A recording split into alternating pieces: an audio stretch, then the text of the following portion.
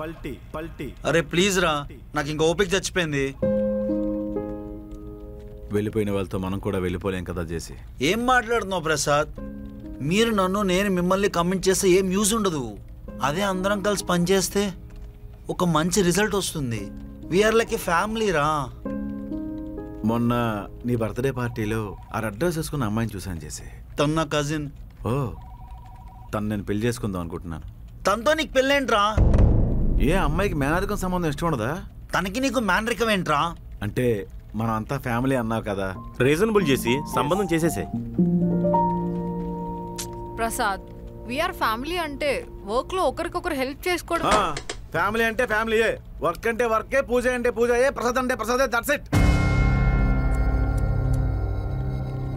Boss employees ఎప్పుడు family అవ్వలేరు చేసి. సొంత కుటుంబంలోనే 100 గొడవలు. ఏ అన్నదమ్ముల ఆస్తి కోసం కొట్టుకోవట్లేదా? కష్టపడి పని చేసి రిజల్ట్ చూపిస్తే ఆడికి ఇన్సెంటివ్ ఇచ్చి ఎంకరేజ్ చేయండి. కాన్ఫిడెన్స్ అయినా ఉంటుంది. ఫ్యామిలీ మా చేతులు కట్టేకండి, మొహమాట డబ్బులు ఆడాలి. సంతకం పెట్టడం సంతకం ఒకలాగా.